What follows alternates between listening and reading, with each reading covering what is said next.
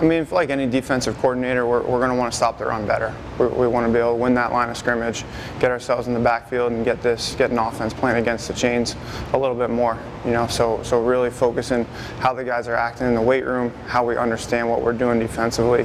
It was a big piece for us so that we can win those areas, right? And then on the back end, we want to eliminate big plays. If we're going to win that line of scrimmage, we can't allow big plays that get us our backs against the wall. So on the back end, we're really focusing on our technique, understand the scheme, understand what we're seeing against an offense, and being great in coverage. Yeah, absolutely. The great thing about this group that we have on defense this year is we bring back so many starters, a lot of guys that play a significant amount of football.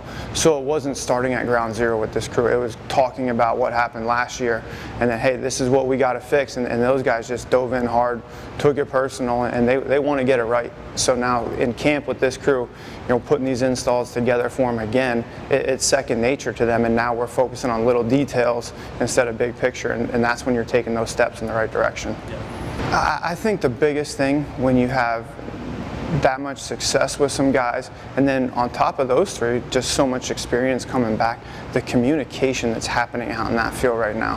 When that older defense is out there, they're just talking to each other. They've worked together before. They've been together for 3 and 4 years, a lot of these guys, so they know how each other play, they know what they need to say to each other, and now we're playing as a unit. Yeah. And you're going to see not only those 3 guys go to a higher level, but a lot of guys behind them are going to start stepping up and playing at a higher level too, because of what we have around it.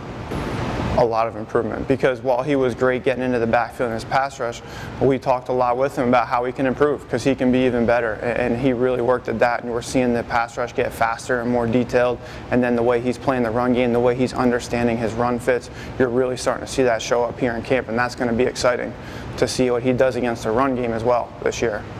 That group is amazing. Those guys work so hard, and bringing back 3 linebackers that played a lot of football for us last year, and successfully too. They showed a lot on the field last year, and they worked so hard, and you can see the growth in the way they're playing now. And like you mentioned, with that group, there's a lot of depth there too. So yeah, those 3 right now, they've played the most amount of football, but there's a lot of guys behind them that haven't had quite as much playing experience, but can still do it, and are going to be very good PSAC football players.